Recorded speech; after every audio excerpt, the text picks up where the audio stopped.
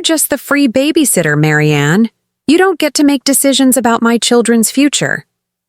Those words from Cynthia's perfectly glossed lips shattered something inside me. After building a successful publishing company from nothing, with my late husband Frank, after creating a substantial trust fund for my grandchildren, after rearranging my entire retirement to help raise Emma and Tyler when Gregory and Cynthia's careers demanded more time, this is what I had become in their eyes. Just the free babysitter. Before we jump back in, tell us where you're tuning in from, and if this story touches you, make sure you're subscribed because tomorrow, I've saved something extra special for you.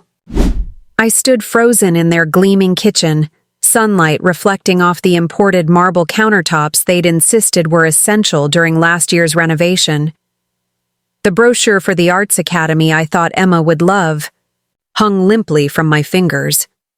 Cynthia hadn't even bothered to look at it before dismissing me. She simply continued scrolling through her phone, barely glancing up as she crushed my place in my grandchildren's lives with a few casual words. What Cynthia didn't know, what neither she nor my son realized, was that just yesterday I had finalized the paperwork making me the sole trustee of my grandchildren's $3.8 million trust fund. My financial advisor, Martin, had recommended against giving Gregory and Cynthia direct access, suggesting we wait until the children were older. I had been on the fence, ready to add their names alongside mine. Until that moment. Until just the free babysitter. Walking out of their sprawling colonial home that day, I made a decision. The trust fund that would have secured their children's future, the fortune I had carefully built over 4 decades, would remain under my exclusive control. And I would make sure that Cynthia Reynolds learned exactly how much power just a babysitter could wield. I never planned to be wealthy. Frank and I started Reynolds Literary Publishing from our basement apartment with nothing but student loans and determination. Those early years were lean, counting pennies at the grocery store, patching clothes until they couldn't be salvaged, driving an ancient Volvo that broke down so often we knew every mechanic in town by name. But those struggles made us stronger, taught us to value every dollar, every opportunity. By the time Frank passed away 6 years ago, Reynolds Literary had become one of the most respected independent publishing houses in the Northeast, with several national bestsellers and 2 Pulitzer winners in our catalog. I had spent 42 years helping build that legacy, watching small advances grow into royalty empires, mid-list authors bloom into literary stars. My colleagues often suggested I retire, enjoy the fruits of my labor. But the truth was, the business had become my identity, especially after Frank's unexpected stroke left me suddenly alone at 64. Gregory, our only son, had never shown interest in publishing. He preferred corporate finance, secure in the knowledge that his inheritance would always be there as a safety net. He married Cynthia right after business school. Beautiful, calculating Cynthia with her marketing degree and family connections that had helped secure his position at the prestigious investment firm where he now served as senior vice president. I tried to love her like a daughter from the beginning. I overlooked her subtle criticisms about our modest beginnings, her reluctance to visit unless it involved discussing their financial future. When Emma was born 7 years ago, something shifted in me. Holding that tiny bundle with Frank's eyes staring back at me, I felt a love I hadn't experienced since Gregory was born. The day they brought her home from the hospital, I showed up, with homemade meals and offered to stay to help. "We've hired a night nurse," Cynthia told me coolly. "We don't need you exhausting yourself at your age, at my age." I was only 66, still running a successful publishing house, still reviewing manuscripts until midnight. But I persisted, finding ways to be present in my granddaughter's life. Then Tyler arrived 3 years later, and Cynthia's marketing career took off simultaneously with her lifestyle blog about balancing motherhood and executive ambition. Suddenly, my presence wasn't just tolerated, it was needed. I adjusted my work schedule, transitioning to 3 days a week at the office so I could take the children to their activities, prepare their meals, help with early reading, and be available when nannies called in sick or school closed unexpectedly. "We're so lucky to have you, Mom," Gregory would say, kissing my cheek as he rushed out the door at 6:30 a.m., briefcase in hand. But the truth was, I felt lucky to have them. Being with Emma and Tyler filled the Frank-shaped hole in my life. Loved watching Emma's face light up when she mastered a piano piece, or seeing Tyler's concentration as he built elaborate structures with his blocks. I treasured our after-school walks through Oakwood Park, collecting pine cones and making up stories about the people we passed. I never asked for payment. The idea seemed absurd. These were my grandchildren, not a job. Besides, I had more money than I could spend in 2 lifetimes. Last year, when Frank's longtime business partner Daniel passed away unexpectedly, I received another windfall. Daniel had no children, and he'd always treated Gregory like a nephew. He left me his shares in our company, along with his extensive book collection and first edition prints. Overnight, my net worth nearly doubled. "You need to make some decisions about estate planning," Claire Wilson, our family attorney, told me during a meeting shortly after. "With assets of this magnitude, you should consider establishing trusts for Emma and Tyler." The idea resonated with me immediately. I remembered how Frank and I had struggled to pay for Gregory's education, taking out second mortgages and working 7-day weeks. I wanted Emma and Tyler to have opportunities without burden, the best schools, cultural experiences, seed money if they wanted to start businesses of their own.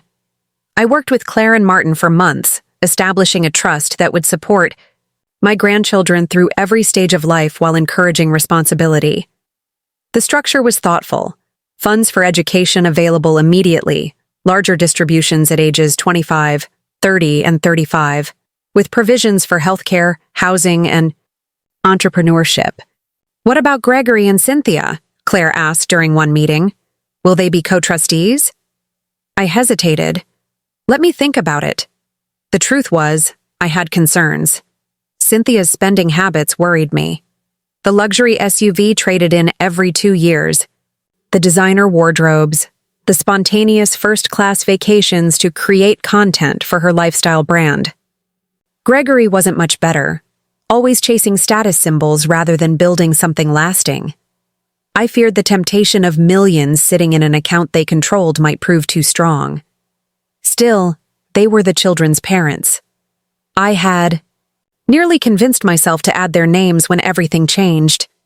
It began with Emma's interest in music.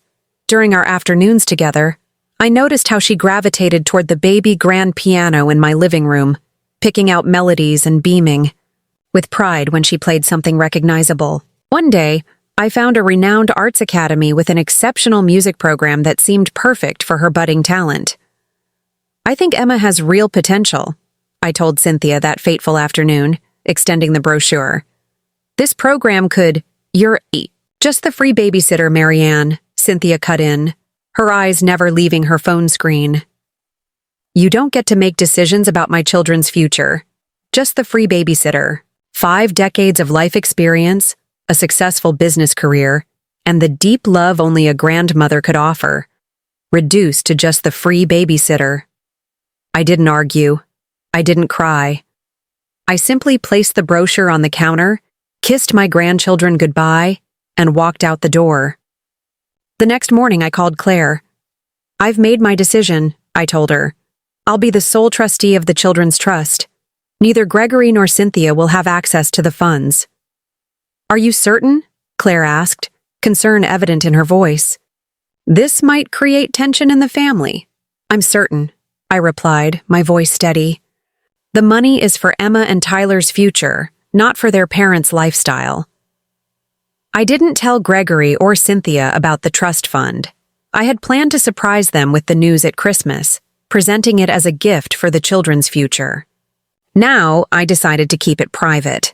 The trust existed. The money was secure. But only I would control its distribution.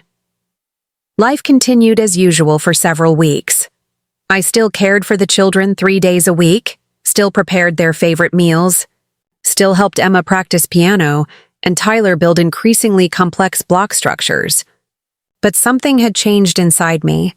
I observed Cynthia more carefully, noticing how she filmed Emma's piano practice for social media but never actually listened to her play, how she delegated Tyler's bedtime stories to me while she edited content for her blog. Preparing and narrating this story took us a lot of time, so if you are enjoying it, subscribe to our channel. It means a lot to us. Now back to the story. Then came the charity auction at Westbrook Country Club. As a major donor to the children's library, I was expected to attend. Gregory and Cynthia usually joined me. Networking opportunities were never wasted in their world. That night, we shared a table with Cynthia's parents, Richard and Diana Clark. "Marianne, you look tired," Diana commented as we waited for the main course. "These children must be running you ragged." "I enjoy every minute with them," I replied honestly. "Well, it's wonderful that Gregory and Cynthia have such reliable help," Richard added, swirling his bourbon. "Childcare costs are astronomical these days." "Mother isn't childcare," Gregory interjected, looking uncomfortable. "She's family." "Of course she is," Cynthia said smoothly, patting my hand with condescension that made my skin crawl. "But let's be honest, we'd be paying a fortune for the hours Marianne puts in. We're just lucky she doesn't have much else to occupy her time." "Doesn't have much else to occupy her time." The words stung like a slap, as if my life before becoming their convenient childcare solution had been empty and meaningless. "Actually," I said quietly, "I've been thinking about getting more involved at the publishing house again. Daniel's international projects need someone to oversee them." Cynthia's smile tightened. "But you're so good with the children. They'd be devastated if you weren't there." "Would they be devastated?" I asked carefully. "Or would your schedule be devastated?" A flash of irritation crossed Cynthia's perfect features. "We can discuss this later, Marianne. This isn't the place." "No," I agreed, placing my napkin beside my plate and rising. "It isn't." I left the auction early, driving myself home to the Tudor house on Maple Avenue where Frank and I had raised Gregory, where we'd built our life together. It was too big for me now, echoing with memories, but I'd never been able to bring myself to sell it. That night, I sat in Frank's study, surrounded by the books he loved, the first editions we'd collected together, and allowed myself to really think about my life. After Frank's death, I had poured myself into being the perfect grandmother, filling the emptiness with Emma and Tyler's needs. But in the process, I had allowed Gregory and Cynthia to take advantage of my grief, my loneliness, my desire to be needed. The next morning, I called Patricia Mitchell, my oldest friend and the retired CFO of Reynolds Literary. We met at the Morning Press, the little cafe where we'd spent countless lunch hours over the decades. She listened as I recounted the previous night's events, her expression growing increasingly troubled. "They're using you, Marianne," Patricia said bluntly. "They have been for years." "They need help with the children," I protested weakly. "They need free, high-quality child care from someone who won't complain or set boundaries," Patricia corrected me. "And you're letting them do it because you're afraid of losing access to your grandchildren." Her words struck a nerve. "What should I do?" "Start living your life again," she said firmly. "You've spent 6 years in suspended animation since Frank died. The publishing house needs your full attention. Daniel's international imprints have been drifting without proper leadership. You've turned down 3 European book fairs with me because Cynthia needs help with the children." She was right. Somewhere along the way, I had shrunk myself to fit into the narrow role they had assigned me. Convenient grandmother, unpaid nanny, silent benefactor. "I'm going back to work full-time," I decided aloud. "The company needs me, especially with Daniel gone now." "And what about the children?" Patricia asked. "Gregory and Cynthia make plenty of money. They can hire childcare like every other working parent." The decision felt liberating, as if I'd put down a heavy burden I hadn't realized I was carrying. The next day, I called Cynthia to share my plans. "That's not possible," she said. Immediately, "We have our schedules set through the end of the year. You can't just abandon the children." "I'm not abandoning anyone," I replied calmly. "I'm giving you 3 weeks' notice, which is more than generous.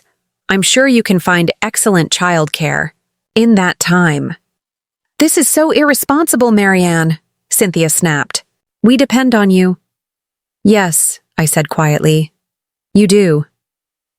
That weekend, Gregory came to see me alone, a rare occurrence.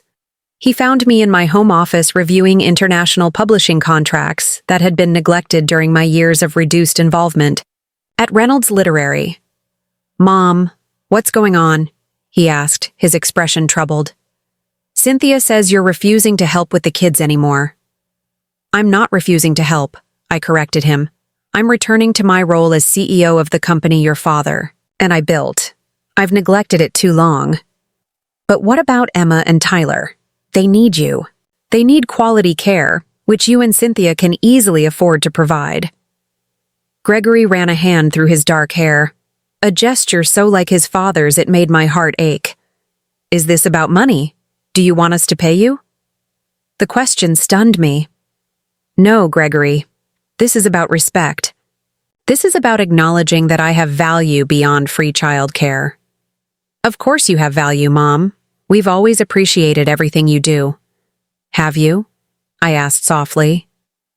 "When was the last time either of you asked about the publishing house? Or my work with the Literary Foundation? When was the last time you considered that I might have dreams and plans that don't revolve around your convenience?" He looked genuinely confused. "I thought you wanted to spend time with the kids. You seemed happy." "I love Emma and Tyler with all my heart," I assured him. "But somewhere along the way, loving them became synonymous with serving your household.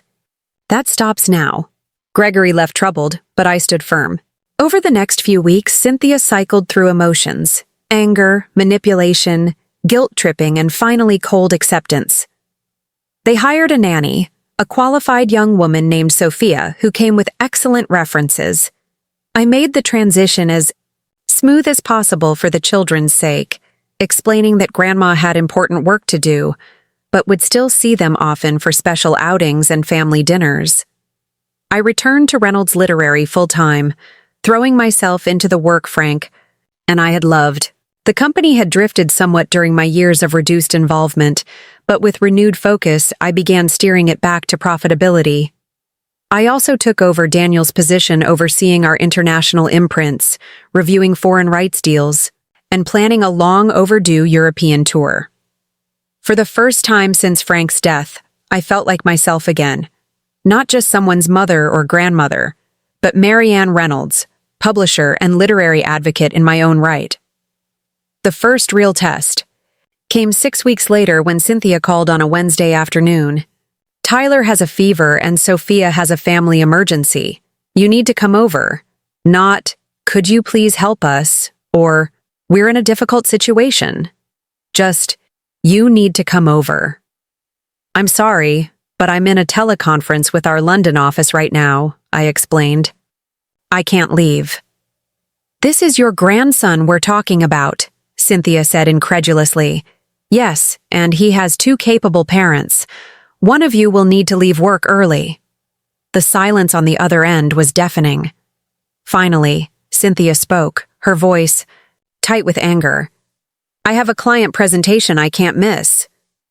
"Then Gregory will have to help." "That's how parenting works, Cynthia." I ended the call and returned to my meeting, but my hands were shaking. Standing up to them was harder than I had anticipated. Part of me wanted to drop everything and rush to Tyler's side.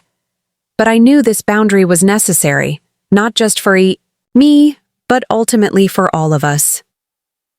Later that evening, I called to check on Tyler. Gregory answered, sounding exhausted. "He's fine. His fever broke an hour ago." "I'm glad. Did you manage your work situation?"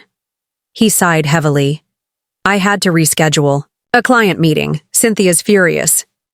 "Welcome to parenthood," I said, not unkindly. Your father and I rescheduled hundreds of meetings over the years when you were sick. It's different now, Mom. The professional world is more competitive. It was competitive then, too, I reminded him. We just prioritize differently. The I.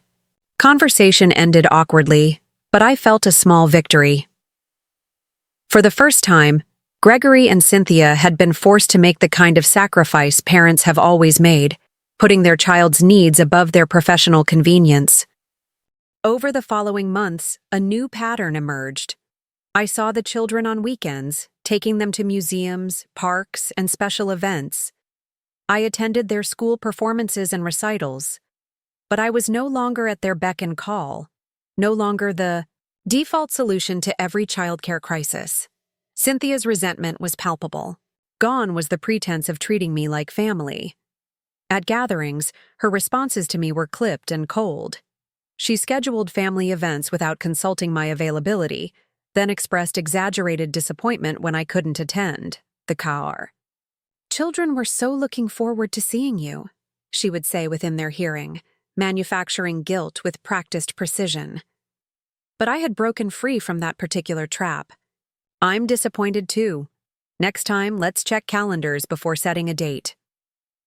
The real breaking point came during Emma's 7th birthday party at their home.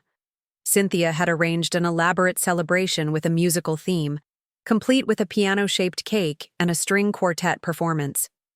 I arrived with carefully chosen gifts, books about female composers, and a subscription to young musicians' workshops at the symphony.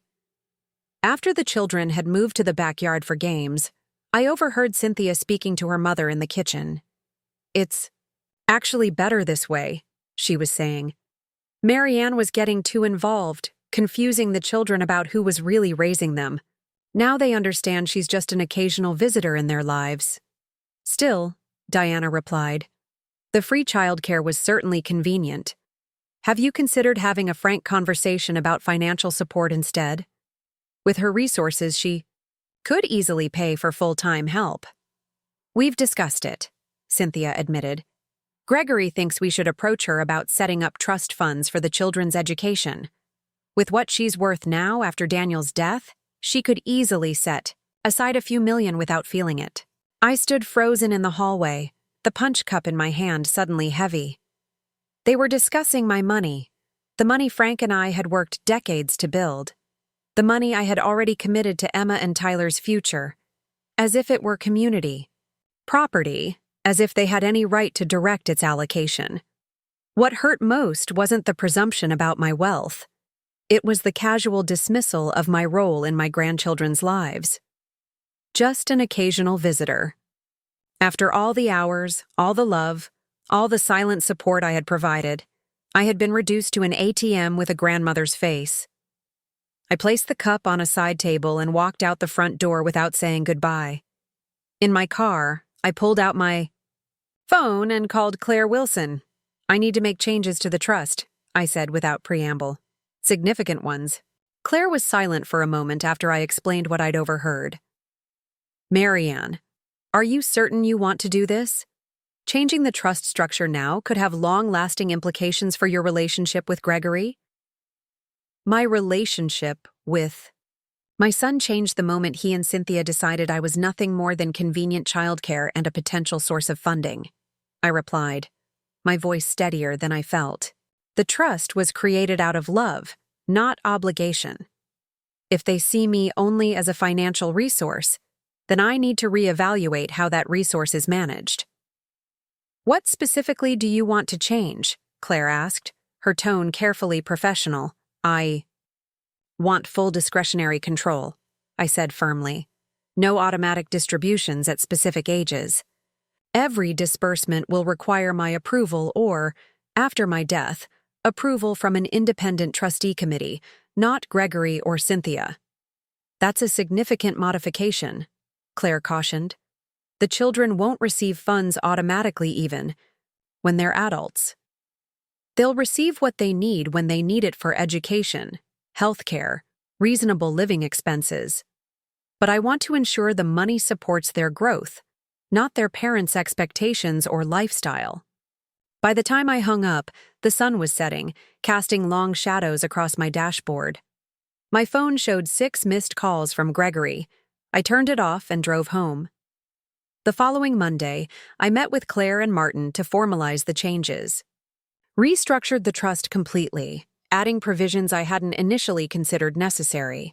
Funds could only be used for education at accredited institutions. Medical expenses required documentation. Housing assistance came with strict parameters. Most importantly, I added a clause that required both children to complete financial literacy courses before receiving any significant distribution. "This is unusually restrictive," Martin observed as he reviewed the documents. "It's protective," I corrected him. "I've watched how Gregory and Cynthia handle money. They spend first and think later.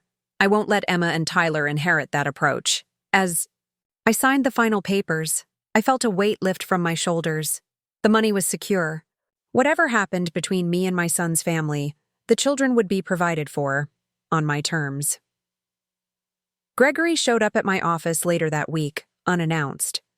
My assistant, Jennifer, looked apologetic as she ushered my son in. He insisted, "Ms. Reynolds." "It's fine, Jen. Thank you." Gregory closed the door behind him, his expression a mixture of confusion and indignation. "You left Emma's birthday party without saying goodbye. She was upset." The guilt tactic again. I refused to take the bait. I heard something that disturbed me. I needed some time to process it. What could possibly? "I overheard Cynthia and Diana discussing how I should be financing your childcare now that I'm no longer providing it for free." He had the grace to look embarrassed, but recovered quickly. "Mom, that's not..." Cynthia sometimes speaks without thinking. "You know how her family is about money." "Yes, I do know. They believe everyone else's money should be at their disposal. That's not fair, isn't it?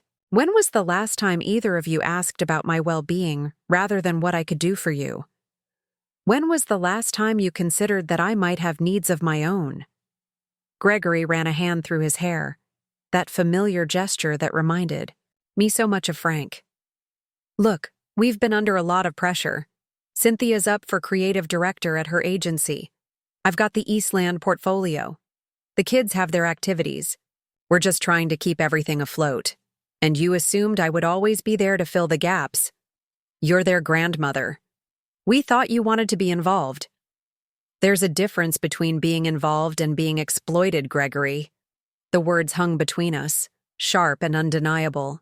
My son looked at me as if seeing me for the first time, not as his mother or the children's grandmother, but as a woman who had finally drawn a line. "What do you want from us?" he asked finally. "Respect," I said simply. "Acknowledgement that my time and resources are mine to allocate, not yours to expect. Recognition that I have value beyond what I can provide to your family." Gregory nodded slowly, though I could see he didn't fully understand. He was raised in comfort that Frank and I had worked hard to provide. Despite our best efforts, he had never truly grasped the value of what he'd been given. "I'll talk to Cynthia," he promised. "We can figure out a better arrangement." "I hope so," I replied, not entirely convinced, "because I've already made some changes of my own." "What kind of changes?" "Personal ones," I said vaguely. "I'm reclaiming my life, Gregory. It's long overdue." He left unsatisfied, but I felt no obligation to elaborate. The trust modifications were complete, the papers filed. What mattered now was establishing a new normal, one where I was respected, not just needed. Over the next few weeks, I immersed myself in work. Reynolds Literary had drifted somewhat during my years of reduced involvement. Several key authors needed attention, and Daniel's international projects required restructuring. I hired new editorial talent, reorganized departments, and scheduled meetings with our most important writers and agents. For the first time in years, I felt fully engaged, my mind sharp and focused on building something beyond myself. Victoria made a perfunctory attempt at reconciliation, inviting me to Sunday dinner. The atmosphere was strained. She smiled too, brightly, asked overly polite questions about my work, and made a show of consulting me about Emma's summer reading options, all while subtly reminding me how much the children missed their time with me. "Emma keeps asking when you'll pick her up from school again," she mentioned casually over dessert. "She loved those special afternoons with you." "I miss our time together too," I said honestly. "Perhaps we could arrange regular outings on weekends. The Children's Museum has a wonderful new exhibit she'd enjoy." "Weekends are so busy with activities, Marianne. Weekdays really worked better for everyone." And there it was, the truth beneath the pleasantries. Weekdays worked better because it solved their childcare needs. My relationship with my grandchildren was valuable primarily when it served their schedule. "I'm afraid weekdays don't work for me anymore," I replied pleasantly. "My calendar is fully booked for the foreseeable future." Cynthia's smile tightened, almost imperceptibly. "Well, the children will be disappointed, but I suppose your work has to come first now." The slight pause before work spoke volumes. In Cynthia's world, my publishing house, the one that had funded their comfortable lifestyle, was somehow less legitimate, less important than her own career. "Yes," I agreed calmly. "Just as your work comes first for you." The children seemed confused by the new arrangement. Emma especially had grown accustomed to our regular time together. I made a special effort to call them several times a week, sending small gifts and notes to remind them of my love. It wasn't the same as our daily connection, but I was determined to maintain our bond despite the circumstances. One Thursday afternoon, my assistant Jennifer interrupted a meeting. "Ms. Reynolds, your son is on line 2. He says it's urgent." I excused myself and took the call in my office. "Gregory, what's wrong?" "There's been an accident at school. Tyler fell from the playground equipment and broke his arm. They're taking him to Riverside Memorial now." My heart stuttered. "I'll meet you there." I canceled my remaining appointments and drove straight to the hospital, my mind racing with worry. By the time I arrived, Tyler was already in treatment. I found Gregory pacing in the waiting room, looking disheveled and anxious. "The school couldn't reach Cynthia," he explained. "She's filming content at a wellness retreat all day. They called. Me second, but I was in a client meeting when it happened. By the time I got the message and called back, they had already taken him in the ambulance." "Is he all right?" I asked, my concerns solely for my grandson. "The nurse said it's a clean break. They're setting it now." He ran his hands through his hair, that familiar gesture. "They had to sedate him. He was so scared, Mom." My heart ached at the thought of Tyler frightened and in pain. "Where's Emma?" "Still at school. Sophia is picking her up soon." Gregory checked his watch anxiously. "I have to get back to the office in 30 minutes. The quarterly presentation is in an hour, and I'm the lead analyst." "I'll stay with Tyler," I said firmly. "You go back to work." The relief on his face was palpable. "Thank you. I'll come back as soon as I can. Cynthia should be here by then, too." But Cynthia didn't arrive for another 5 hours. By then, Tyler's arm was set in a bright green cast, and he was drowsy but stable in a hospital bed. I had read him stories, helped him choose a popsicle from the nurse's station, and soothed him through a bout of nausea from the pain medication. When Cynthia finally swept in, designer handbag swinging from her arm, she barely acknowledged me. "Oh, my poor baby," she cooed, bending to kiss Tyler's forehead. "Mommy's here now. Everything's going to be fine." Tyler smiled sleepily at her, then turned to me. "Grandma stayed the whole time. She didn't leave me." Cynthia's expression flickered. "That was kind of Grandma, but Mommy's here now, so Grandma can go." The dismissal was unmistakable.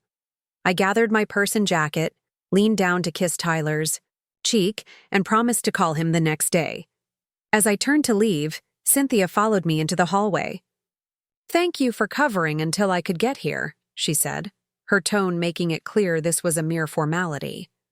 "The discharge papers are being processed now. We can handle everything from here." "He was very brave," I told her. "The doctor said, The break was clean, but he'll need follow-up appointments in 2 weeks. Yes, I'm aware. I spoke with the doctor already. I nodded and turned to leave, but something made me pause. Cynthia, I know we've had our differences, but Tyler and Emma mean everything to me. I will always be there when they need me. She adjusted her designer watch, barely meeting my eyes.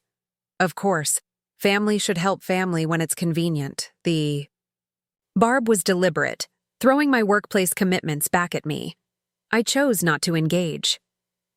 Give Tyler my love when he wakes up. Tell him Grandma will call tomorrow. I walked away with my head high, refusing to let her see how deeply her coldness affected me.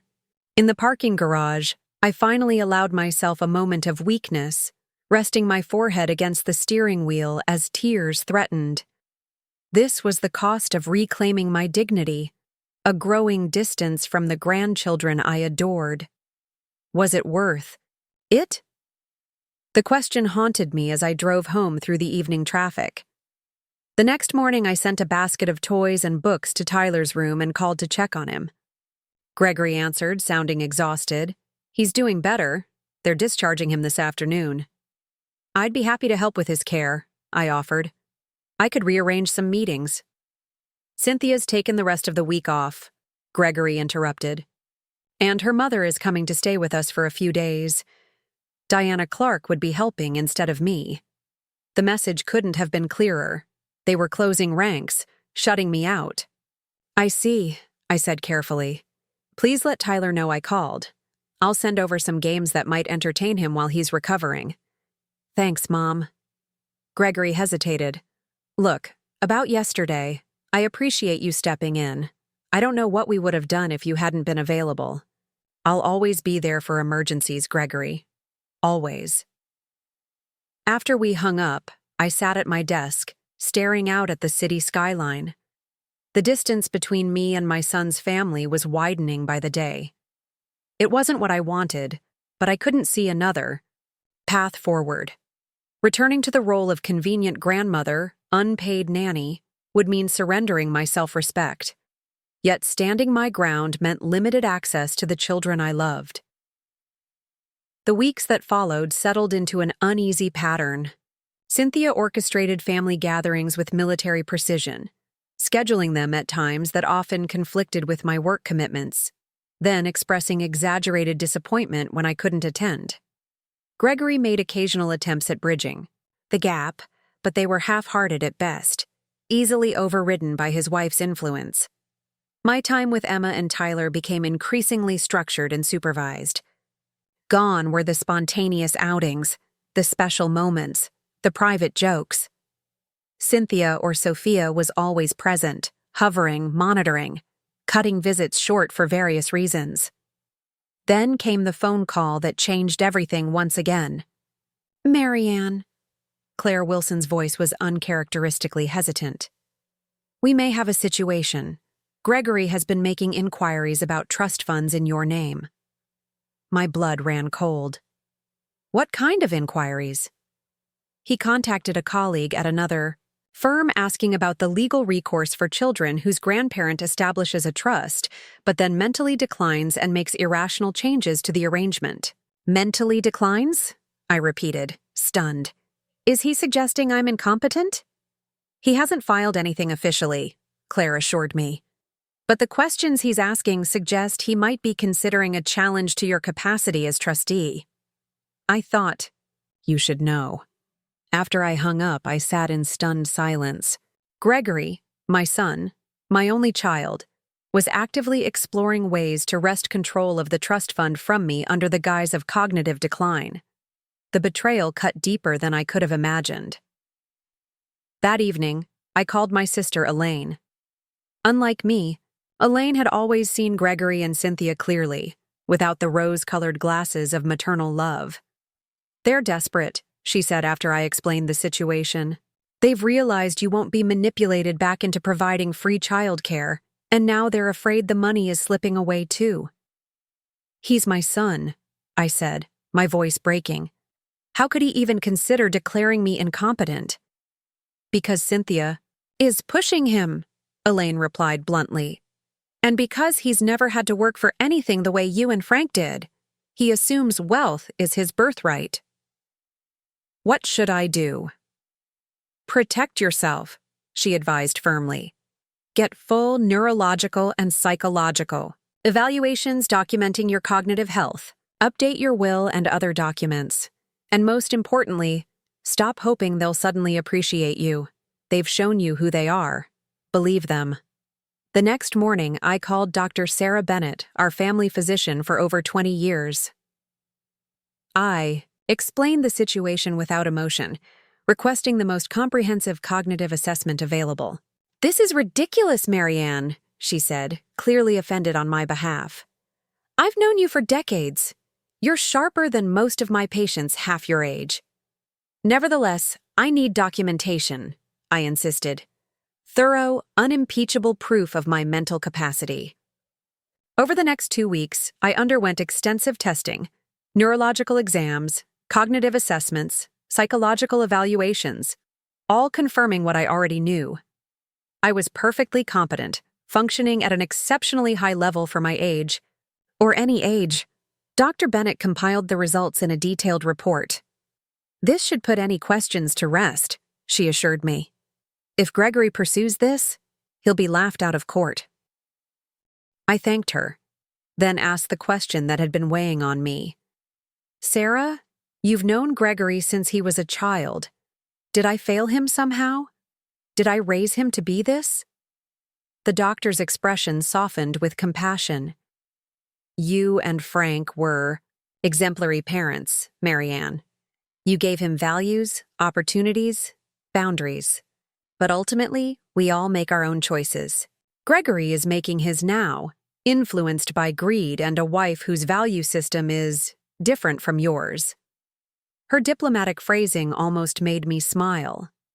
Different was certainly one way to describe Cynthia's approach to life. Armed with medical documentation, I met with Claire again to review all my legal documents. We updated my will, healthcare directives, and power of attorney.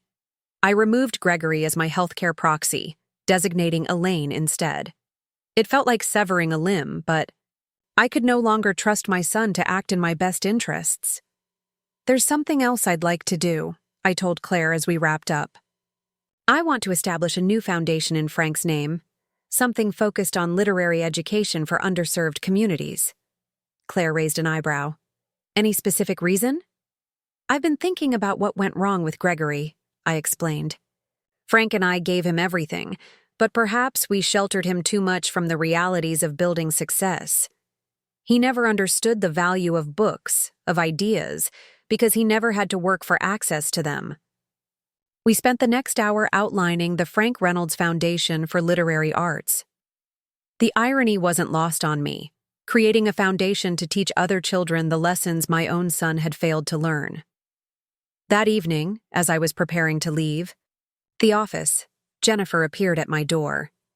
"Ms. Reynolds, your daughter-in-law is here. She's quite insistent about seeing you.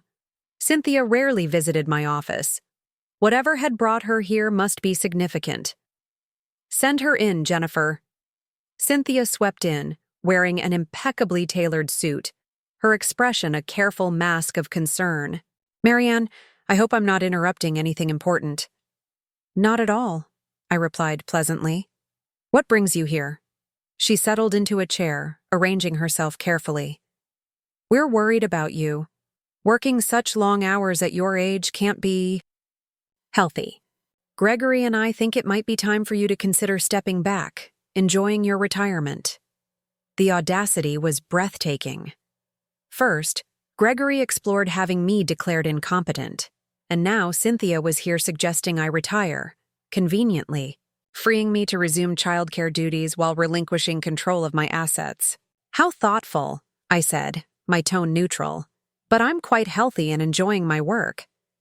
"Gregory mentioned you've seemed confused lately. Forgetful. It happens to everyone eventually." So this was their strategy. Plant seeds of doubt about my cognitive function, suggest I was declining, then swoop in to protect me and my assets. Really? I don't recall any incidents of confusion or forgetfulness.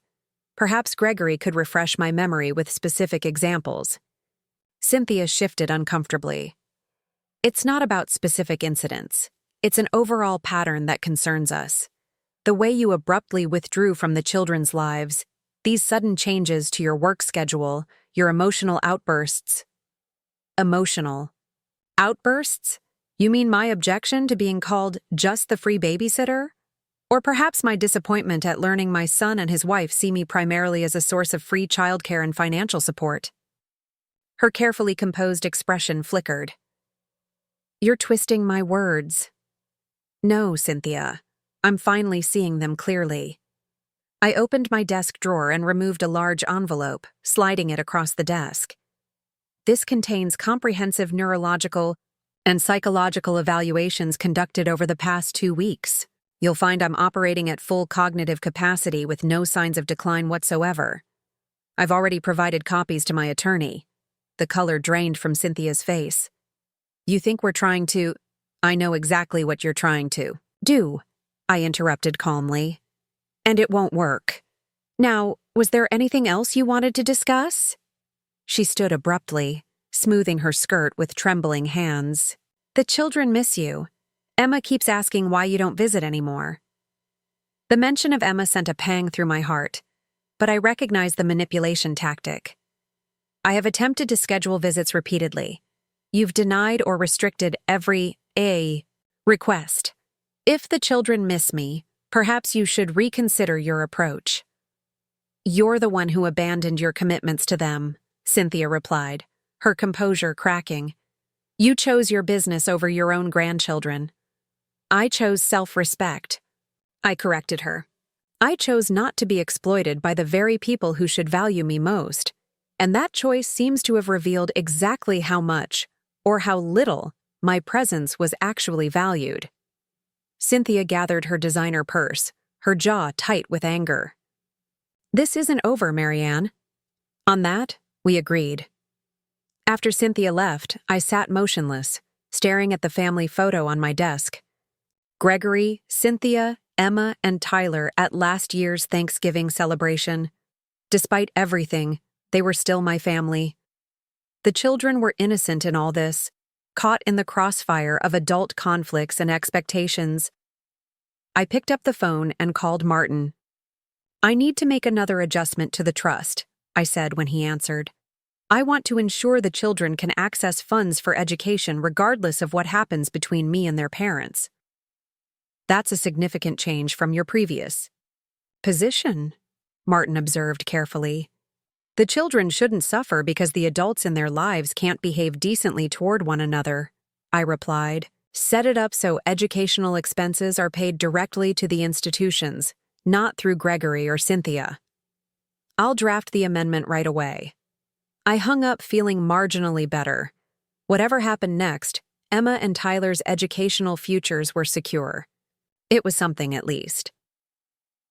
The following Sunday, I received an unexpected text from Gregory. Family dinner tonight, 6 p.m. Kids really want to see you. The invitation was suspiciously normal after Cynthia's confrontation in my office. Was this an olive branch or another attempt to manipulate me? Either way, I couldn't refuse a chance to see my grandchildren. I'll be there, I replied. Should I bring anything? Just yourself, came the response. I arrived precisely at 6, bearing gifts for the children despite Gregory's instruction. A new music theory book for Emma, a model airplane kit that could be assembled one-handed for Tyler. The house looked immaculate as always, Cynthia's dedication to appearances evident in every perfect detail. Emma ran to me immediately, wrapping her arms around my waist. Grandma, I missed you so much, I hugged her tightly, breathing in the scent of her strawberry shampoo. I missed you too, sweetheart. Every single day. Tyler approached more cautiously, his green cast decorated with colorful signatures. Look, Grandma, everyone in my class signed it. That's wonderful, I said, kneeling to his level. And I brought something special that you can do even with your cast on. The children's genuine delight at seeing me was balm to my wounded heart. Whatever had happened between the adults, their love remained uncomplicated and pure. Dinner was surprisingly pleasant. Cynthia was the perfect hostess. Gregory, attentive and engaging. They asked about my work, commented on publishing news, created the appearance of a normal family gathering. Only the occasional exchanged glance between them suggested something else might be brewing beneath the surface. After the children were excused, Cynthia brought out coffee and dessert. The moment they left the room, the atmosphere shifted subtly. Gregory cleared his throat. "Mom, we've been doing a lot of thinking about our family situation." "Here it comes," I thought, keeping my expression neutral. "We realize we've taken you for granted," he continued, sounding rehearsed. "Your help with the children has been invaluable, and we didn't properly appreciate everything you've done for us." "That's kind of you to say," I replied carefully. Cynthia reached for my hand across the table, an unprecedented gesture from her. "We'd like to start fresh, Marianne. Put all this unpleasantness behind us and rebuild our family connection." The sincerity in her voice was almost convincing. "Almost. I appreciate that," I said. "I've missed spending time with Emma and Tyler." "We were thinking," Gregory interjected, "that maybe you could take them for a week this summer. We have a conference in Aspen." That would be perfect timing. And there it was, the real purpose of this reconciliation attempt. Not rebuilding family bonds, but securing childcare for their convenient schedule. "That sounds wonderful," I replied, surprising them with my easy agreement. "I'd love to have them stay with me. When is the conference?" Cynthia's smile widened. "The second week of August. We'd need to leave Monday and would return the following Monday. I'll check my calendar, but I believe I can arrange that."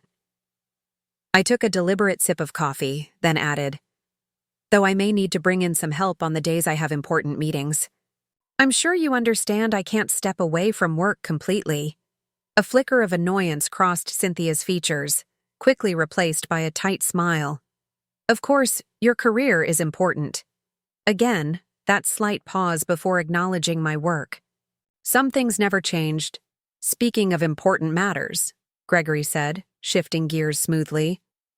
"We've been thinking about Emma and Tyler's future, their education, college funds, that sort of thing." "Have you?" I kept my tone light, though inwardly I tensed. "We know how much you love them," he continued, "and we thought it might be meaningful for you to participate in securing their future. Many of our friends' children have trust funds, established by their grandparents," Cynthia added enthusiastically. "It's become quite common. Diana has several friends who've set up substantial trusts for their grandchildren. It's really the most loving legacy one can leave." They were so transparent, it was almost embarrassing. The fancy dinner, the rehearsed apology, the carefully orchestrated reconciliation, all leading to this clumsy attempt to access the very trust they didn't know already existed. I could have ended their performance immediately by revealing the truth, but something held me back. Perhaps I wanted to see how far they would go. Or maybe I was simply curious about their approach. "What exactly did you have in mind?" I asked innocently. Gregory leaned forward eagerly. "Something substantial enough to cover their education and perhaps give them a start in life. You've built such an incredible legacy, Mom. It would mean so much to share that with Emma and Tyler directly." "I see," I said thoughtfully. "And would you and Cynthia be managing these funds until the children come of age?" "Well, naturally," Cynthia replied. "As their parents, we'd ensure the money was used appropriately for their benefit." "Of course you would," I murmured. "Let me give it some thought." They exchanged triumphant glances, clearly believing their plan was working. I finished my coffee and stood. "It's getting late, and I have an early meeting tomorrow. Thank you for dinner." "We'll set up another visit soon," Cynthia promised, her voice warm with false sincerity. "The children have missed you terribly." I kissed Emma and Tyler goodbye, promising to call them the next day. As I drove home through the quiet streets, a profound sadness settled over me. This was what our relationship had become, a transactional dance where affection was currency and family bonds were business arrangements. Frank would have been heartbroken to see it. My kind, principled husband had always believed family was sacred. He had taught Gregory to value people above possessions, character above convenience. Somewhere along the way, those lessons had been forgotten, replaced by Cynthia's influence and the corrupting comfort of expected inheritance. The next morning, I called Claire again. "I need to accelerate the foundation launch," I told her. "And I want to make one more change to my will." The Frank Reynolds Foundation for Literary Arts launched on what would have been my husband's 70th birthday. I stood at the podium in the grand hall of the city library, looking out at the gathered crowd, literary figures, community leaders, foundation partners, and a smattering of curious onlookers drawn by the local media coverage. Gregory and Cynthia sat in the front row, their expressions carefully neutral, their presence more obligation than support. Frank believed that literature was a form of freedom, I said, my voice steady despite the emotion swelling in my chest. He came from nothing, the son of a factory worker who lost his job in the recession of the 1970s. He understood that books were not just entertainment, but gateways to opportunity, empathy, and understanding. I glanced at Gregory, remembering how Frank had tried so hard to instill these values in our son. The weekend library trips, the bedtime stories long past the age most children abandon them, the thoughtful book gifts on every occasion. This foundation will provide comprehensive literary programs to young people across our community, with special emphasis on those from disadvantaged backgrounds. We'll offer scholarships, mentorships, and practical support for everything from creative writing to college applications. The initial endowment was substantial, $15 million drawn from my personal assets and Daniel's bequest. The figure caused a stir among the attendees, whispers rippling through the audience. I noticed Cynthia straighten in her seat, her eyes widening slightly. The amount clearly surprised her. Additionally, I continued, the foundation will establish a special publishing program for young writers. These Frank's First Books grants will cover editorial support, production costs, and marketing, ensuring young voices can be heard without facing the financial barriers to publication. After the presentation, during the reception, Gregory approached me, champagne flute in hand. $15 million is a significant commitment, Mom. I had no idea you were planning something on this scale. His tone was carefully neutral, but I could detect the calculation behind his eyes. $15 million diverted from what he likely considered his future inheritance. Your father would have wanted this, I replied simply. He always said wealth without purpose was just numbers on a page.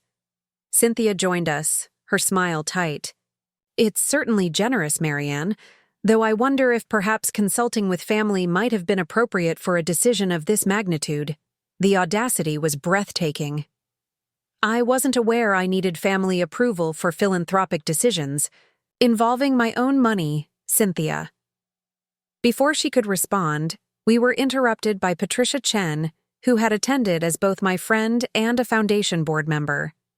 Marianne, Senator Williams is eager to speak with you about potential partnerships with the State Education Board.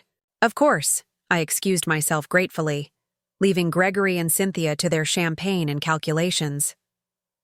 Later that evening, as the event wound down, I found myself alone with Patricia, both of us watching the cleanup crew dismantle the elaborate display board showcasing the foundation's mission. You've certainly made a statement today, she observed. How does it feel? Like Frank is smiling somewhere, I replied honestly. This is what he would have wanted, his legacy extending beyond just our family. And speaking of family, Patricia's gaze drifted toward the exit where Gregory and Cynthia had departed earlier, their goodbyes perfunctory. Have you told them about the trust yet?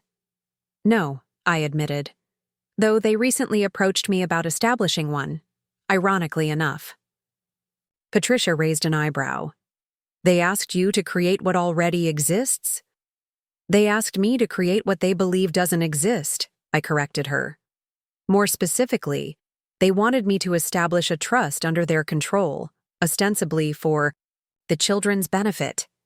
And you let them believe no trust exists at all. I'm waiting for the right moment, I said, though in truth, I wasn't certain such a moment would ever arrive. The trust existed for Emma and Tyler's benefit, not as leverage, in my increasingly fraught relationship with their parents. The foundation launch marked a turning point. Where Gregory and Cynthia had previously attempted reconciliation, however transparently motivated, they now retreated into cool formality. Family dinners became infrequent, my time with the grandchildren even more restricted. It hurt deeply, but I refused to be manipulated back into their good graces through access to the children. 2 weeks after the foundation announcement, I received an unexpected visitor at my office. Jennifer ushered in Diana Clark, Cynthia's mother, her expression a studied mask of friendly concern. "Marianne? Thank you for seeing me without an appointment," she said, settling into the chair across from my desk. I felt it was important. "We speak privately." I maintained a polite smile. "What can I do for you, Diana?" She adjusted her designer scarf, her movements deliberate. "I'm concerned about what's happening to our family. This estrangement between you and Gregory and Cynthia is affecting everyone, especially the children. I've made every effort to maintain my relationship with Emma and Tyler," I replied evenly. "Unfortunately, their parents have made that increasingly difficult. Perhaps there's been a misunderstanding," she suggested, her tone carefully diplomatic. "Cynthia feels you've withdrawn from family life quite abruptly. The children were accustomed to your daily presence, and now they hardly see you." The attempt to shift blame was so transparent I nearly laughed. "Diana, we both know exactly what happened. Cynthia made it clear I was just the free babysitter. And when I reclaimed my professional life, I became inconvenient rather than essential." Diana's expression tightened momentarily before settling back into forced concern. Words spoken in frustration shouldn't define an entire family relationship, Marianne. We all occasionally say things we don't mean. "The issue isn't what Cynthia said," I corrected her. "It's what the entire family has demonstrated through their actions. I was valued primarily for free childcare and financial support, not as a person with my own needs and identity." "That's a rather harsh assessment," Diana objected. "Gregory and Cynthia have always appreciated your help."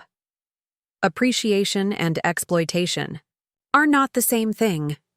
A flash of irritation crossed Diana's perfectly made-up face. "Well, regardless of past misunderstandings, surely we can find a path forward, for the children's sake." "I would like nothing more," I said sincerely. "But that path can't involve returning to the previous arrangement where I sacrificed my own life to meet their childcare needs." "No one is asking for that," Diana assured me, though her tone suggested otherwise. "But perhaps some middle ground, a more structured schedule where you could spend quality time with the children while still maintaining your professional interests." Again, that slight pause, that subtle diminishment of my work. It was clearly a family trait. "I've offered weekend visits repeatedly," I reminded her. "Cynthia finds reasons to decline or reschedule almost every time. She's been under tremendous pressure at work," Diana defended quickly. "The creative director track is extraordinarily demanding." "I understand demanding careers, Diana. I've built and run a successful publishing company for 40 years. Diana waved this away as if it were a minor hobby, rather than a lifetime of achievement. "Yes, of course. But surely you understand the challenges of balancing motherhood with professional ambitions." "Better than most," I agreed, "which is why I made myself available to help with the children in the first place." A momentary silence fell between us. Diana seemed to reassess her approach, her manicured fingers tapping lightly on her designer handbag. "Marianne, Forgiveness is an important virtue, she said finally, her tone taking on an almost sermonizing quality. Holding grudges only hurts everyone involved, especially innocent children. I've forgiven, I replied calmly, but forgiveness doesn't require returning to unhealthy patterns.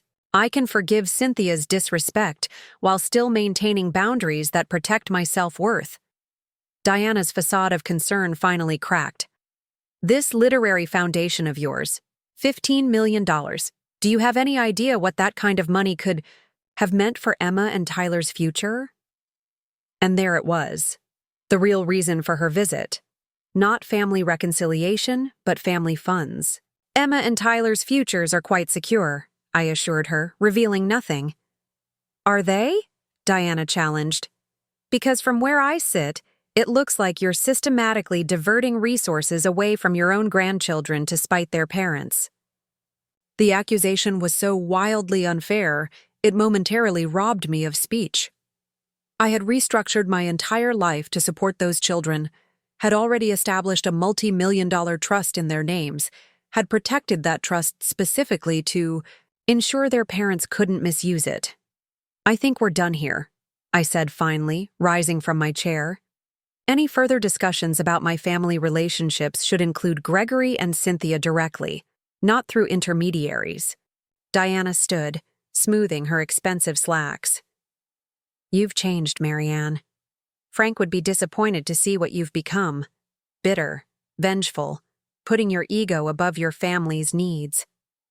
The invocation of my late husband's name sent a spike of genuine anger through me. Don't you dare presume to speak for Frank. He built this company with me book by book, struggle by struggle. He understood the value of hard work, integrity, and self-respect, all qualities he would expect me to maintain, even when it's difficult. Well, Diana said stiffly, I can see this conversation is pointless, but don't be surprised when your actions have consequences. Family relationships are precious, Marianne.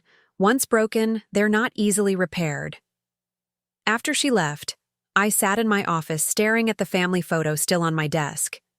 Frank beaming proudly, his arm around a younger me. Gregory as a teenager, gangly and smiling, his future stretching bright before him. Where had we gone wrong?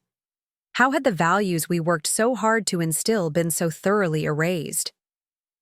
That evening, I called Elaine again. My sister had always been my ballast, her clarity a counterpoint to my tendency toward self-doubt where Gregory was concerned.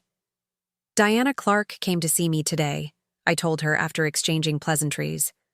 Apparently, I'm bitter and vengeful for establishing a charitable foundation instead of simply handing over money to Gregory and Cynthia, Elaine snorted. The nerve of that woman, as if you haven't already provided more than enough for that family. She said Frank would be disappointed in me, I admitted, the words still stinging hours later. That's emotional manipulation, pure and simple, Elaine said firmly. Frank would be proud of you for standing your ground and using your resources thoughtfully.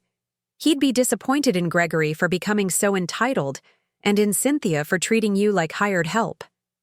Her certainty warmed me. I miss them, Elaine. Not Gregory and Cynthia so much right now, but the children. Emma and Tyler didn't ask for any of this. I know, she said more gently. But remember, you're fighting for their future, too. Setting an example of self-respect and appropriate boundaries is a gift in itself. After our call, I sat in Frank's study, surrounded by his books and the subtle scent of his favorite leather chair that somehow lingered years after his passing.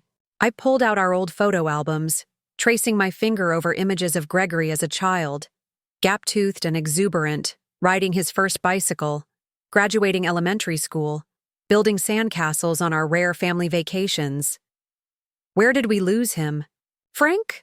I whispered to the empty room. Was it when we moved to the better neighborhood for the schools? Was it when we started covering his college expenses? Or was it Cynthia reshaping him to fit her image of success? The pictures offered no answers, just echoes of a family I barely recognized anymore. 2 days later, Gregory appeared at my door unannounced. It was early evening, and I had been reviewing manuscript submissions in Frank's study. "Gregory," I said, surprised to see him standing on my doorstep alone. "Is everything all right?" He shifted uncomfortably. "Can I come in? I'd like to talk." I led him to the living room, noting the tension in his shoulders, the shadows under his eyes. "Can I get you something to drink?" "Just water, thanks." When I returned with his water and tea for myself, he was studying the family photos on the mantel, snapshots spanning decades, documenting our history together. "I remember this trip to the lake," he said, pointing to a faded photograph of the three of us beside a small cabin. Frank patiently teaching 10-year-old Gregory to cast a fishing line. Dad was so determined I'd catch something, we stayed out until sunset. "And you finally caught that tiny sunfish," I recalled with a smile. "Frank insisted on cooking it, even though it barely made 2 bites. He said it was the sweetest fish he'd ever tasted." Gregory's expression softened with the memory. "He never made me feel like I'd failed, even when I messed up." "That was Frank's gift," I agreed. "He always saw the effort behind the outcome." A heavy silence fell between us. Finally, Gregory set down his water glass and turned to face me directly. "Mom, what's happening to our family? How did we get here?"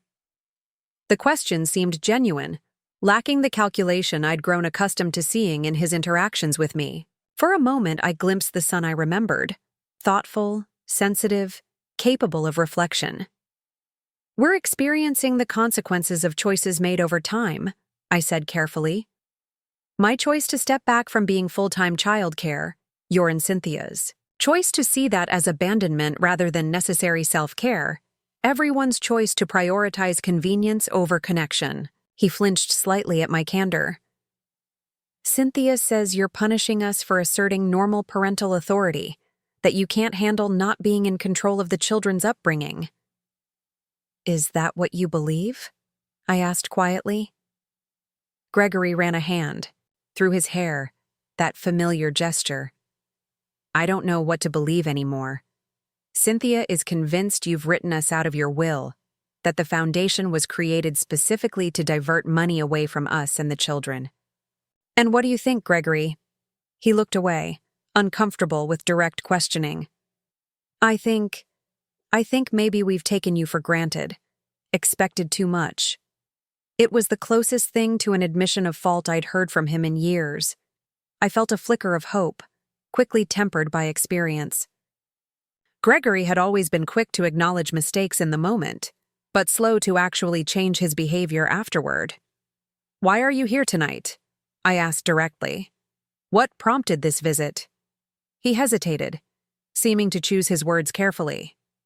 "Cynthia's found a new private school for the children, Westfield Academy. It's the best in the city, but the tuition is substantial. With both kids attending, plus the extracurriculars Cynthia feels are important, we're looking at over $60,000 a year." And there it was, the real motivation behind this sudden introspection. Not genuine reconciliation, but financial need. "That is substantial," I agreed neutrally. "What does this have to do with me?" Gregory shifted uncomfortably. "We've been going over our finances, trying to make it work without compromising other aspects of the children's lifestyle. It's proving challenging. Cynthia thought perhaps, given your commitment to education, you might consider helping with the tuition." The careful phrasing couldn't disguise what this was. Another attempt to access my resources while maintaining the fiction that it was somehow for the children's benefit, rather than their own convenience. "You earn a substantial income, Gregory. Your home is worth over $1.7 million. Cynthia drives a luxury SUV that costs more than most people's annual salary, yet you can't find room in your budget for the children's education?" His face flushed. "Our expenses are significant. The mortgage, the country club membership, the children's activities." "All choices," I interrupted gently. "Choices reflecting priorities." "So you won't help?" His tone shifted toward indignation. "After everything you've said about valuing education, you won't support your own grandchildren's. Schooling? I considered my response carefully. I could reveal the trust now, explain that funds were already set aside specifically for educational expenses, but something held me back. Perhaps the knowledge that once Gregory and Cynthia learned of the trust's existence, they would focus all their energy on gaining control of it rather than reassessing their own financial choices. I'll need to think about it, I said finally.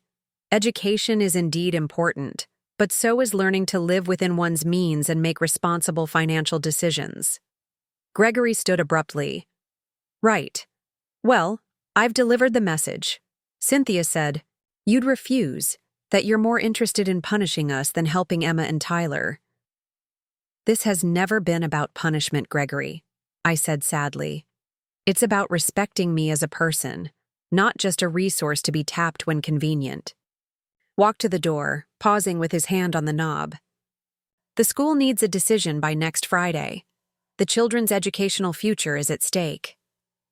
After he left, I sat alone in the quiet house, turning the situation over in my mind. Westfield Academy was indeed excellent. Ironically, it housed the very arts program I had researched for Emma, the brochure that had triggered Cynthia's "just the free babysitter" comment. The children would thrive there with smaller classes and specialized programs tailored to their individual talents. But simply writing a check would solve nothing.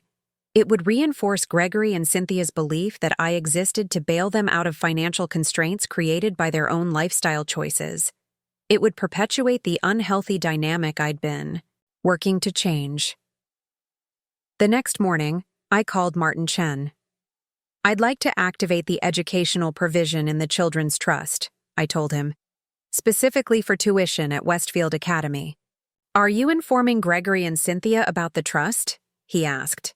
"Not yet," I decided. "I'll establish the payment directly with the school as a third-party scholarship through the foundation. The children get their education, but Gregory and Cynthia don't get to avoid the hard conversations about their financial priorities." Martin was silent for a moment. "That's an unusual approach. They'll eventually discover the source of the funding." "Yes," I agreed.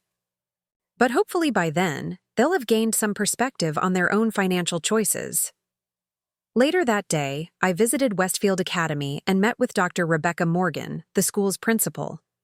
I explained my situation in broad terms, my desire to support my grandchildren's education without enabling their parents' financial irresponsibility. "This is unconventional," Dr. Morgan admitted, "but not unprecedented.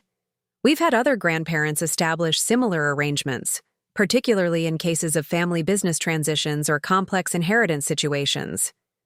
We worked out the details. The Frank Reynolds Foundation would establish a special scholarship fund at Westfield, with Emma and Tyler as the first recipients. The school would inform Gregory and Cynthia only that their children had qualified for financial assistance without specifying the source. "Will this create difficulties for you when they eventually discover the arrangement?" Dr. Morgan asked. "Undoubtedly," I acknowledged. "But it's the right solution for now. The children's education shouldn't be compromised because of adult conflicts." The following week, Gregory called, his voice tight with controlled anger. "Did you establish some kind of secret scholarship for Emma and Tyler at Westfield Academy?" "I arranged financial support for their education," I confirmed calmly. "I thought that's what you wanted." "Through your foundation, without telling us." His indignation was palpable. "Do you have any idea how humiliating it was to be called into the financial aid office and told our children qualified for assistance?" Cynthia is mortified. Her mother sits on 3 school boards. "People talk, Mom." The irony was almost painful. They had approached me specifically to pay for the children's education, yet were now angry that I had done exactly that, albeit not in the way they had envisioned. "The children's education is secured," I reminded him. "Isn't that what matters?" "What matters is that you did this behind our backs," Gregory exploded. "You deliberately undermined our authority as parents. You made us look like charity cases." "Gregory, you literally asked me to pay for their education. I've done so. We asked you to support your grandchildren directly, not create some public Scholarship that makes it look like we can't provide for our own family. I sighed, suddenly tired of the circular logic, the endless conflict. The children have their school. That was the goal, wasn't it? Or was it really about maintaining appearances? His silence answered my question more eloquently than words could have. I'll send the acceptance paperwork for the scholarship fund, I said finally. If you choose not to use it, that's your decision. But the opportunity is there. After I hung up, I walked through my too-quiet house, past rooms that once echoed with family laughter, now silent testimonies to relationships fractured perhaps beyond repair. Had I made the right decision? Would Frank have handled things differently? The doubts crept in as they always did in these quiet moments, but then I remembered Cynthia's dismissive tone. You're just the free babysitter. Gregory's casual expectation that I should fund their lifestyle choices without question. Their joint attempt to have me declared mentally incompetent when I refused to bend to their will. No, I had made the right decision.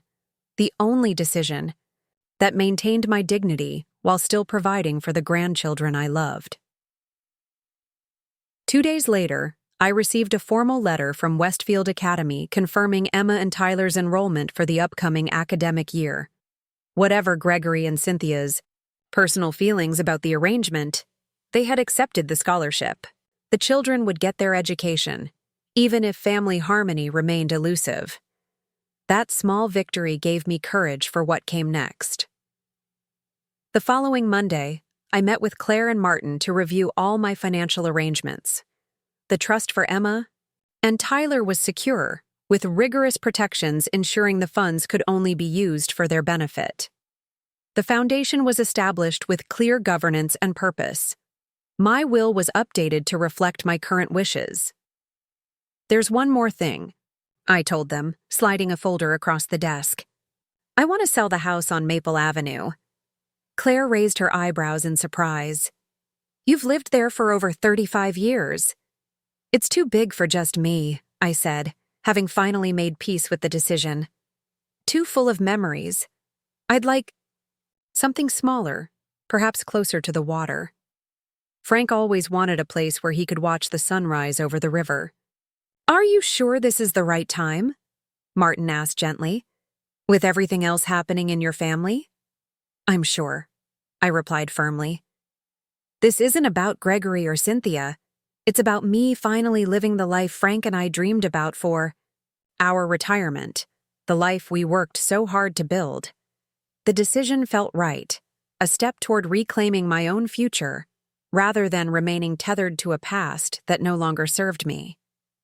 Frank and I had purchased the house when Gregory was still in elementary school, choosing the neighborhood for its excellent schools and family-friendly atmosphere. We had planned to downsize once Gregory left for college, but then came his marriage to Cynthia, the grandchildren, and the expectation that I would remain conveniently located for childcare purposes.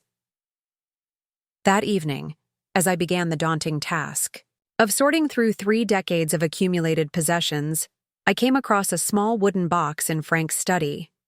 Inside were letters he had written to me during our early courtship, when his business trips would separate us for weeks at a time. I sat on the floor beside his desk, reading his words from 40 years earlier, his dreams and hopes spilling across the yellowed pages. Someday, he had written, when all this hard work pays off, we'll have that little house on the river, just big enough for us with extra rooms for grandchildren to visit. We'll watch the sunrise together every morning and thank our lucky stars. We found each other. We never got that house on the river. Life intervened. Gregory's education, business expansions, Frank's heart problems, and eventually his death. But now I realized I could fulfill that dream for both of us. The next day, I contacted James Foster, a real estate agent recommended by Elaine. I'm looking for a property on the river, I explained. Something peaceful with a view of the sunrise. Riverfront properties are at a premium right now, James cautioned. But I have a few listings that might interest you. One in particular, a contemporary build in Riverside Heights.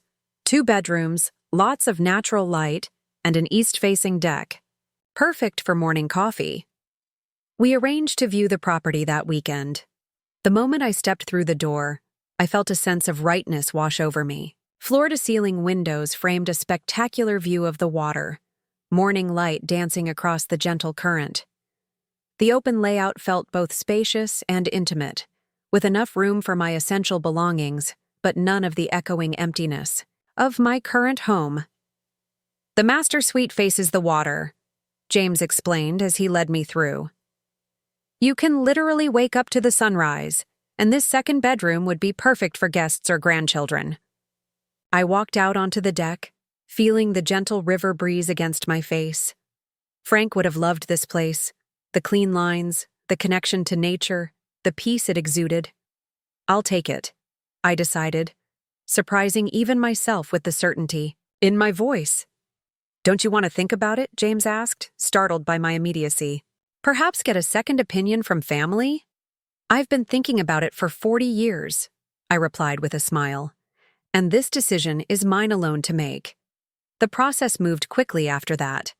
My Maple Avenue home sold within 3 weeks, snapped, up by a young family enchanted by its established neighborhood and spacious rooms. I felt a bittersweet satisfaction knowing new children would soon run through those halls, creating their own memories in spaces where Gregory had once played. I didn't tell Gregory about the move immediately. Part of me dreaded his reaction, the inevitable accusations that I was distancing myself further from the family. But mostly, I wanted to complete this transition on my own terms, without justification or apology. The day the moving trucks arrived, I walked through each room of my old home one last time, saying goodbye to the house that had sheltered so many chapters of my life. In Gregory's old bedroom, I paused longest, remembering the little boy who had once filled this space with laughter and dreams. "I did my best," I whispered to the empty room. "I hope someday you'll understand that." As I locked the front door for the final time, I felt an unexpected lightness. This wasn't an ending, but a beginning. My beginning, on my terms. The movers finished unloading at the riverfront house just as the sun was setting, painting the water in shades of gold and crimson. I thanked them, tipped generously, and then found myself alone in my new home, surrounded by boxes and possibility.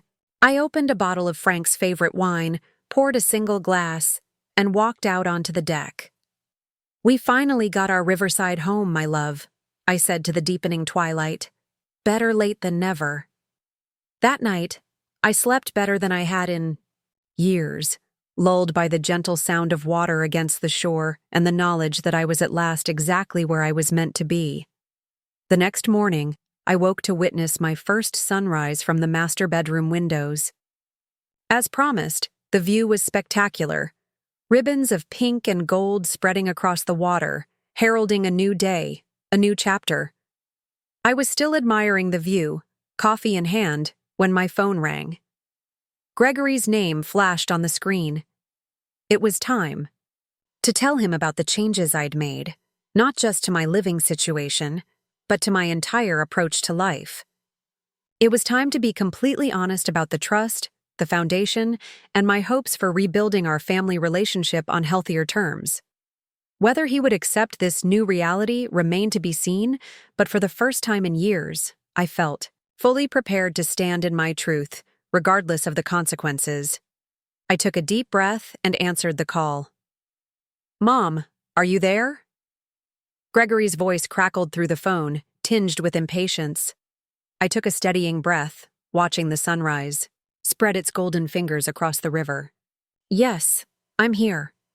I've been trying to reach you since yesterday." The realtor called to confirm the closing details for the house, and I had no idea what she was talking about. No greeting, no pleasantries, just immediate demands for explanation. It was so typical of our interactions lately that I almost laughed.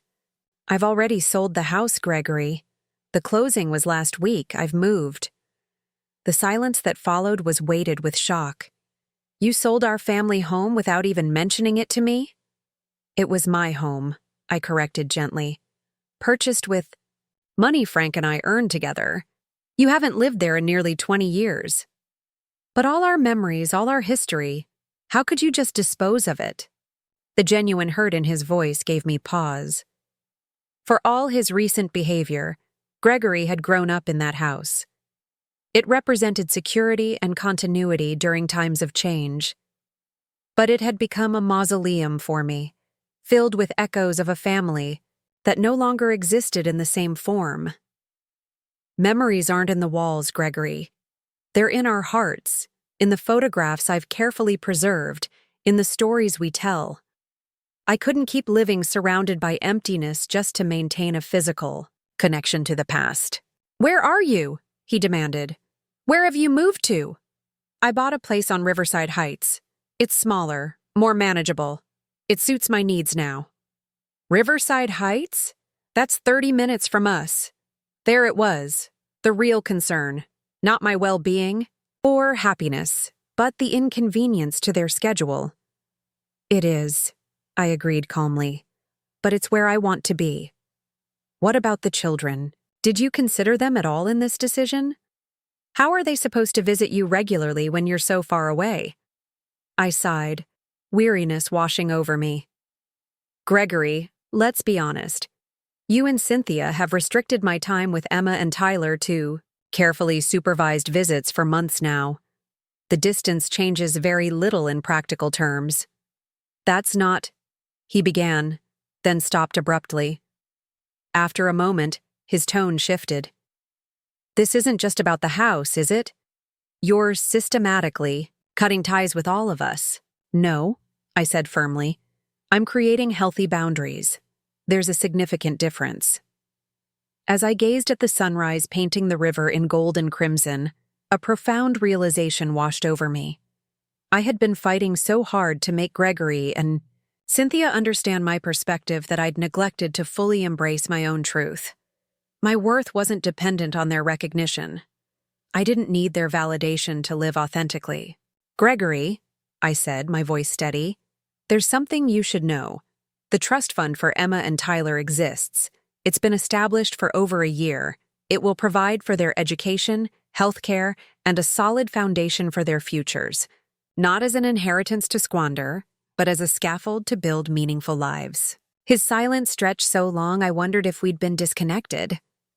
"A trust fund?" he repeated finally.